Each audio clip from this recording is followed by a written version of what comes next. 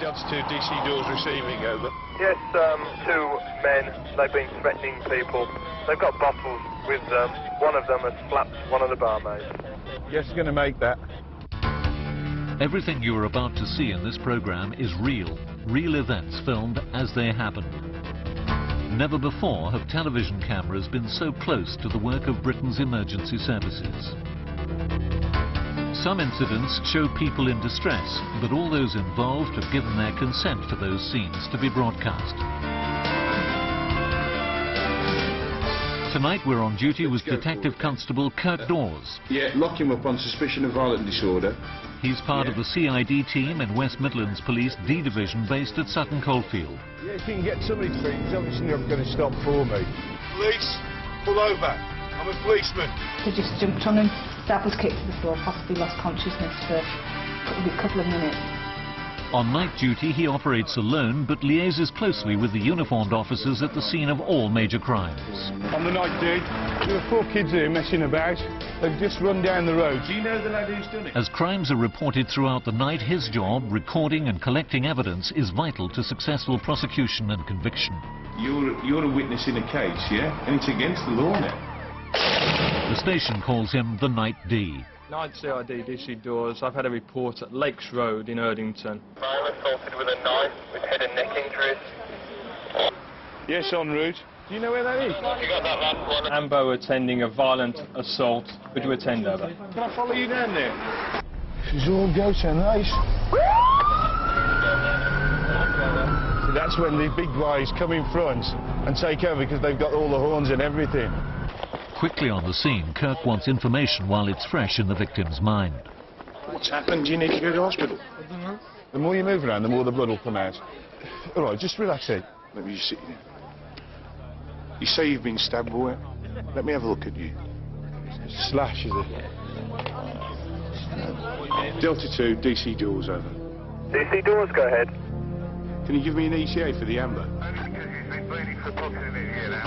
Yes, I received. Do you know what happened? I've been sacked off your kids' name. Down where? Witten. Whitton, tonight. How did you get back from there, then? On the bus. You came home on the bus? You've been like this all the way? How long have you been bleeding, son? About an hour. An hour? Did you feel a stabbing or a punch in the back of your neck? No, I feel really stamped us. DC Dawes. ETA, the ambulance. 2 to 4 minutes, over. It's a while, isn't it? He's been bleeding for now. I'll tell you what I'll do. I'll take him to Good Hope, purely and simply because he's been bleeding for some time now, just in case it's a puncture rather than a slash wound. Received? Yes, can I confirm that you want the Ambo cancelled, over? Affirmative, we'll get him there now.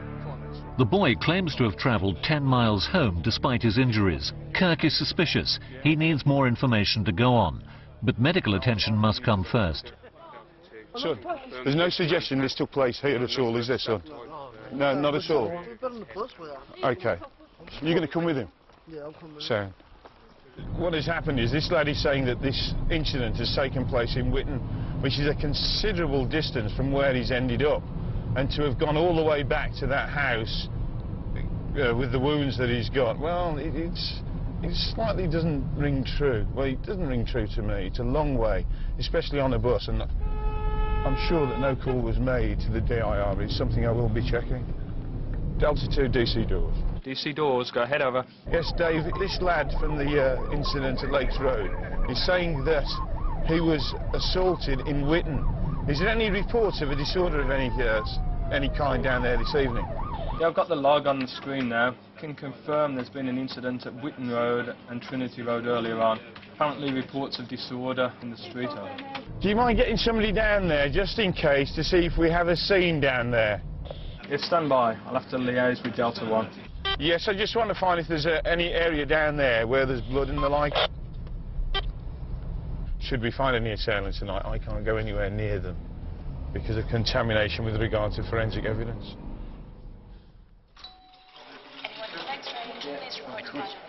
Can you stay? Just for a bit? Because what we need really is a statement from him, either making complaints or saying he doesn't want one. Later that night, after time to reflect in hospital, the injured lad decided not to proceed with any charges against his attackers. For Kirk, the inquiry was over.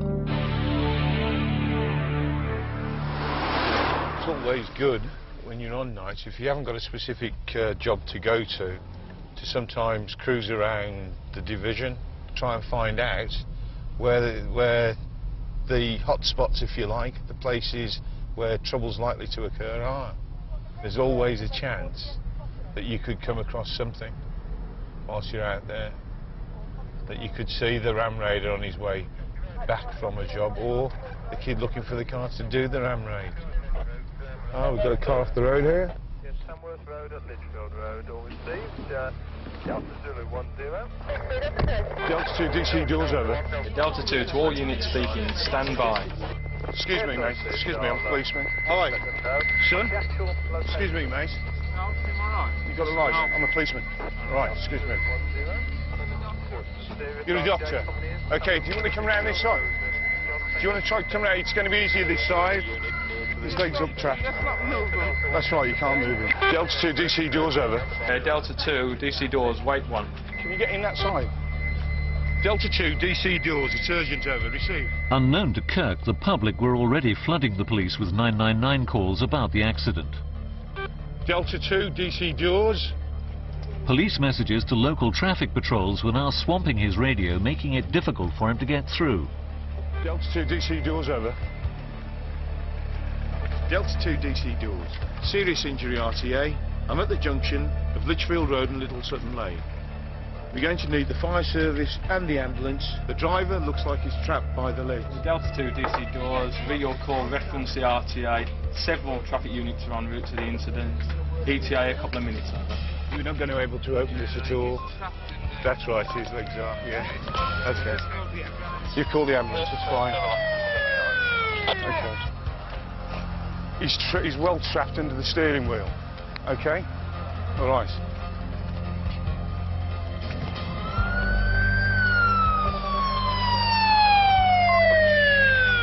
You're obviously getting the fire service, yeah?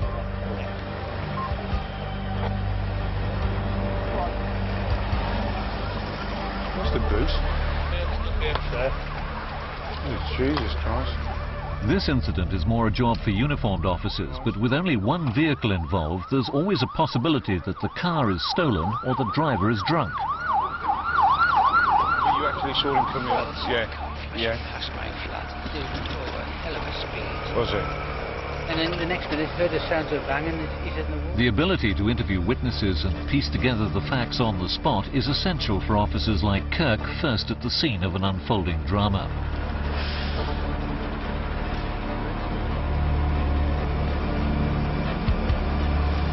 You think there's been a side impact? Well, according to all the witnesses, it's basically just gone straight. Just straight up Sutton Lane, yeah? Okay. Fortunately, about 3 or 4 witnesses. Yeah. Nobody else. I just can't imagine how the boot got over there. All right, sir. What's the crack? Come straight. Straight across. Come straight across the junction, and these are going to be skid marks from here. But he's trapped by the steering wheel, which are down across his legs, just across his thighs. Have we checked the vehicle, see if it's nicked or anything like that? I don't think we have yet. We're just doing that, yeah, because we've got the number there.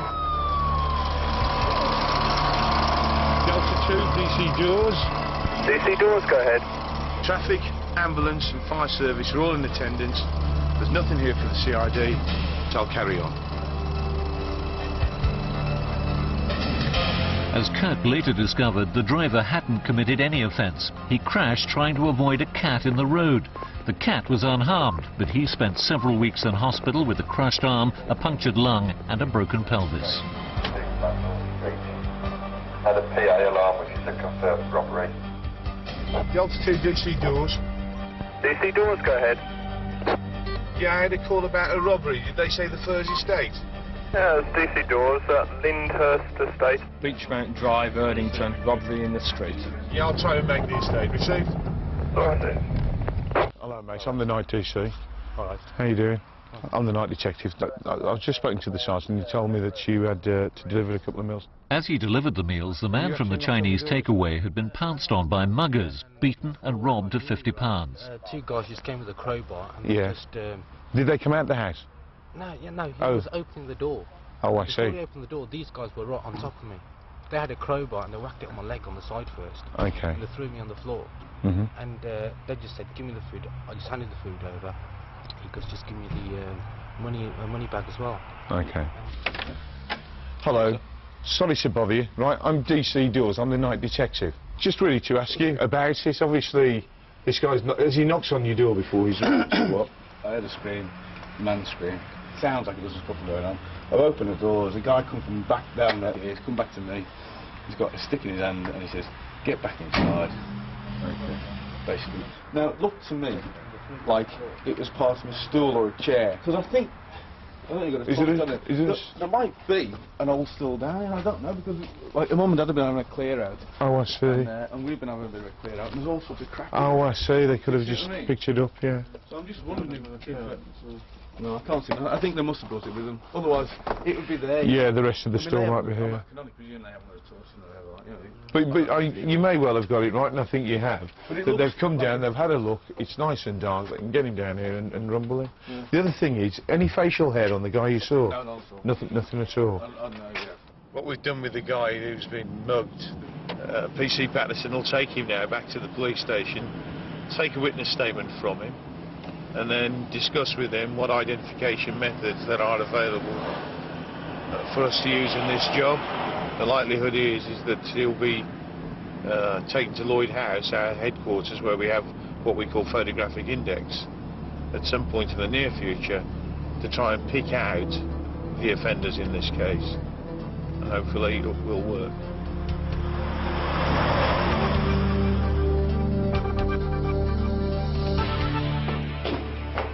It's after midnight. At Divisional Control, more calls have come in for Kirk to investigate.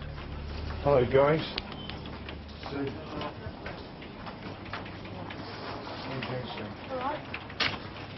What did he say? He's turned up at the heart room. He said he's been just around a heavy baseball bat. Yeah. He's got a serious injury and he's in and out of consciousness. Okay. At the moment, he's being treated. Kirk? Yeah. What's happened? Apparently there's a man in the hospital at Heartland with head wounds. He's been hit with a machete. He's the, what's her name? Right. I've spoken to Sue. Sue's going to get somebody down to the scene, to what we believe is the scene anyway, just to make sure that we've got some forensic. It is life-threatening, so I'd better get myself across there. Okay.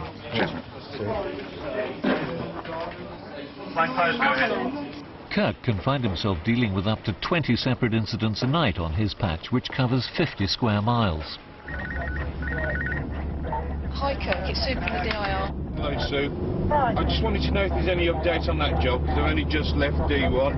Yeah, he's coming round a bit now, Kirk. He's managed to speak to the officers and he's saying he was hit on the head with a baseball bat and a machete at the junction of Kingscliff Road and Starbank Road. The officer... I'm still trying to look for a scene at the moment, I can't find anything. All right, in that case then, I won't go to the scene right now. If they get something, could you just notify me straight away? I'll go to Heartlands Hospital.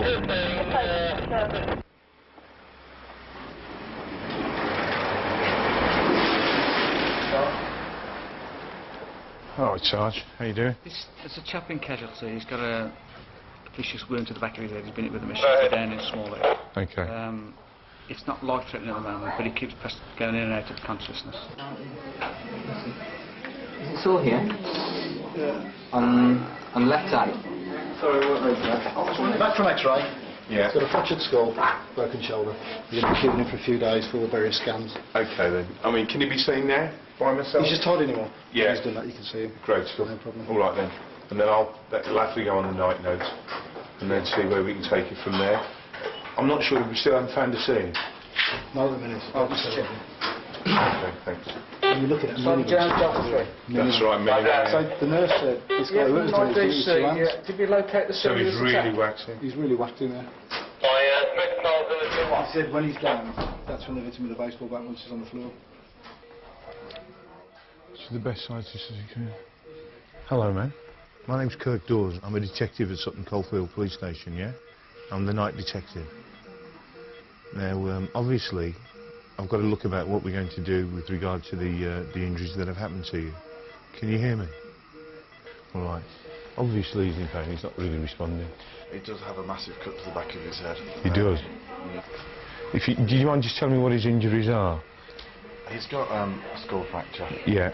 We think the doctors at the moment are just checking his x-rays. It's the cut on the back of his head that's the main worry, and the fact that it was done with a maximum amount of force. Okay. Right. Did you hear what I said? If you did, just blink once for me. Yeah? Right, so what I will do, right, I'll get a detective probably to see you as soon as you're fit enough to speak to them. Okay? Just blink again. All right then. Take care, mate. Okay. What I might also do is that we probably, again, it's something we'll address tomorrow, but to try and get some photographs of his injuries. Hello? Hi Kirk, it's Sue from the DIR. Hello, Sue. Sue, I've just spoken to one of the staff at the hospital. I think it's as well for us, to be perfectly honest, to have somebody at the hospital with this lad, certainly over the next 24 hours, because he could deteriorate rapidly. Yeah, I've already heard from the sergeant at the hospital that he's out of X-ray. Yeah, he doesn't sound too well, does he? The sergeant, they've cleared from the scene. I think they spoke to the nurse there, but I've just been speaking to the nurses. The doctor's been there. And I mean, if he were to deteriorate, then we really would have a problem if somebody wasn't here, because it's a really bad head injury. Now, given the fact that he's talking at the moment, we have to consider that if he starts to deteriorate, because he hasn't told us who's done this to him at the moment, we could get a dying declaration, and we certainly can't miss out not knowing who's attacked him. In that case, Kirk, I'll check what I've got available and get somebody to you as soon as I can. How are you doing with the scene? Yeah, we've checked the location it was supposed to have happened. There's no trace there, no signs of any blood or anything. The officers have also checked the surrounding roads, and there's still no trace of anything at all. Right, what I think we ought to do then, at first light, we should have some people go back up there again. Another thing, Kirk, is do you want us to check with the local taxi firms, as this man was supposed to have been dropped off at the hospital by a taxi? Yeah, they must be able to remember something. There's certainly blood all over his body, and I mean he's got no top on, so presumably there would have been blood on his garments. So I'm just going to see now whether or not his shirt and clothes are there. I'm going to seize those now. What's your name? What's your name? Ralph. Ralph. Given the fact that this was an assault raft, right, what I'm going to have to do is to ask you if I can have your clothing, yeah? Just in case it's got any blood from them, right? Or anything that they may have left, like their hair or something like that, that we could possibly get evidence from. But I need your permission to do that, right? Now, what I want you to do is just blink twice, so I'm absolutely sure that you've heard me. Can you say yes? Thanks. So I'm going to take the clothing that's there. I don't know, because if possible, I would like all of it. All of it. All right, Ralph. Do you know the guys who did this, any of them? You don't know. Was there an argument or anything? No. Did they just attack you?